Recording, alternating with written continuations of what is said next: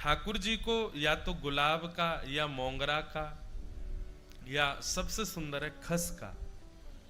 खस का इत्र ठाकुर जी को ग्रीष्म काल में बहुत सुख देता है।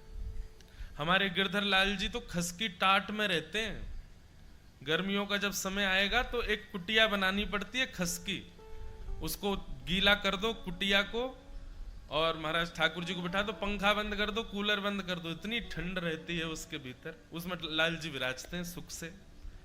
तो खस का इत्र ठाकुर जी को बहुत प्रिय है। खस का हो गया, मोंगरा का, जिनकी तासील ठंडी है ऐसे इत्र ठाकुर जी को लगाने। जैसे कि हिना का इत्र नहीं लगाना, गर्म होता है।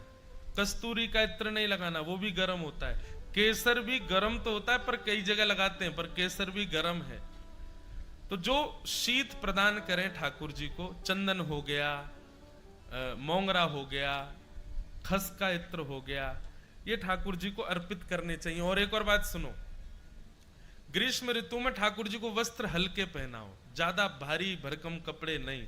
जैसे घर के बच्चे शॉर्ट्स पहन के घूमते हैं, ऐसे ही शॉर्ट्स तो मत पहनाना, पर हाँ थोड़े हल्के वस्त्र। ज्यादा जड़ाऊ, ज्यादा कढ़ाई वाले, ज्यादा भारी वस्त्र वो ठाकुर जी को ग्रीष्म में नहीं पहनाने चाहिए। अपनी जैसे हम लोग रहते हैं गर्मियों में सूती पहनते हैं, सरल पहनते हैं सहज, वैसे ठाकुर जी की सेवा में भी भाव रखो। गरम वस्तु जो भी हो वो ठाकुर जी से दूर हो। एक तो वो 9 तपा आते हैं ना, जो भयंकर गर्मी के दिन होते हैं, जून में आते हैं, कभी जुलाई में आते हैं, जून में ही आते हैं, 9 तपा बोलते हैं। उनमें तो हमारे ब्रज में तो ऐसा है कि ठाकुर जी के आगे फुब्बारा चलाया जाता है, मोंगरे के बंगले बनाए जाते हैं, गुलाब के मोंगरे के बंगले, इतना ठंडक रखी जाती है ठाकुर जी के पास।